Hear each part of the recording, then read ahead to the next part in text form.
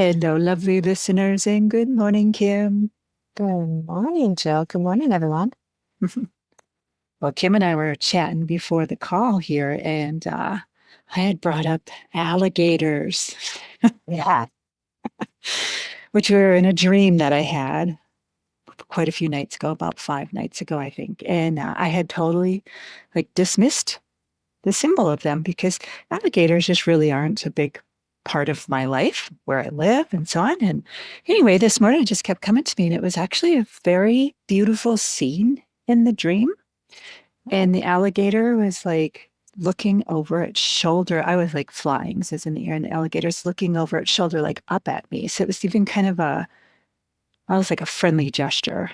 Like, what are you doing up there? I mean, clearly an alligator can't necessarily be threatening something that's flying overhead, right? So there was no threat, none of that stuff. And anyway, I had easily dismissed it because, you don't think of alligators as being friendly, No. helpful. We have, I'd say, kind of like a deep-seated fear of them in us. And I really let that just kind of unconsciously rule me until this morning. I was like, well, what's the meaning of alligators? And it's really quite interesting. Kim, you picked up a couple of messages instantly. Yeah, it's more like strength. Like that's kind of like the main one I felt out of it, like strength. Oh, the word confidence also just popped up in my head. Oh, wasn't expecting that one. Yeah. Nice. Yeah. There's like a emotional resilience was one that I found when I was looking it up, and I was like, oh, that makes sense with their, what we think of as very kind of thick skin on an alligator. Yes. Yep. So I think the broader message to everyone is really the surprising messages that we can so easily dismiss. Because I brushed that aside. I remembered the dream. I told you about the dream, Kim. I Yep. remembered some other aspects of it and was there. And this morning I was like, that alligator scene was very front and center. Yeah. And it took me like 5 days to go, oh my gosh, the alligator. Yeah. Wow. Mhm. Yeah. Someone, yeah. How many other people are having like, well, oh, is there, oh, okay. If you fear an alligator, okay. Are Mhm. they, it's not necessarily fear because we both know, and you even was saying it earlier when we were talking, fear is not a thing. It's just something that's made up. Mhm. It's not Yeah. truth. Yep. So if fear's made up, so if we have this fear against an alligator, are we fearing that emotional support? Are we fearing that thick skin? Do we feel like we don't have thick skin? Oh, not necessarily you, Jill, but just in general for people to Exactly. understand. Exactly. Also, sometimes we fear the messages we get. Yeah. And what's so interesting, Kim, is there was not a stitch of any fear of anything in that dream whatsoever. All of the fear around, say, an alligator, an alligator message, thick skin, anything, like we said, is completely in my mind. It was not in the original experience at all. Did not exist in that dream. Yep.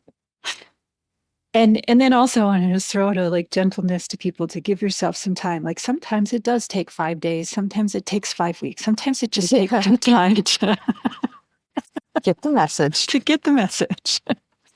But today was the perfect day for fear for some reason, and how made up it is in our brains. And obviously there are some situations in life that do bring on legitimate fears. If you're Yeah. in a situation you're fearful and you need to get out, honor it. But the vast majority of fear in our lives, like 99.9% of it, is literally in our brains. Yeah. Yeah. Oh, it is. We make it up. Like I was sharing with you earlier too, I heard about it being called overactive imagination. So perhaps when you're having fears or having that stuff come up, you just remind yourself, you know what? This may just be overactive imagination. And Kim, you had shared how you talk yourself through. situations quite effectively. Make Yeah, a new choice. yeah. A lot of times I just kind of like, what are you doing? Like if I didn't get to make a choice of where we're gonna go, well, I could sit there and stomp my feet and like get angry, get upset, and be like, this wasn't my choice. Or right in that moment, I can make a different decision and say, guess what? I can't control that, but I can control my attitude. And I actually start calling myself out on my like behavior that I start putting out there already. Exactly. And that's what I'm going to keep getting back if I keep like stomping my feet. Yep. And the same thing with overactive imagination. We can do that exact same thing and call ourselves out. Like, hey, imagination is being really overactive right now. Like, I'm calling myself out. I need to dial down the imagination. I'm going to make a different choice and use my imagination to a different end, to a different result. And it's like it sounds, it's so many things we talk about, Kim. It sounds so simple that I think there's something in our human self that says that can't possibly work. But it does. It works. Yep. It works. And this morning, as we started talking about the alligator and all the other things, like I could feel that really beautiful, calm, peaceful energy from that dream coming back in and like the fear going away. And I'd prefer to create the peaceful and the beautiful and the calm. If I'm going to use my overactive imagination, I want to go that way. Exactly. Ah, That's nice. Ooh. I love it. all right. Very Like good. chills. We went from alligators' dreams to fears to overactive imagination. I like this one today. It's Yeah. like resetting for some reason in my brain. Resetting. Ooh, I like that. Could it just be a brain reset? Yep, that beautiful summary, Kim. I love that.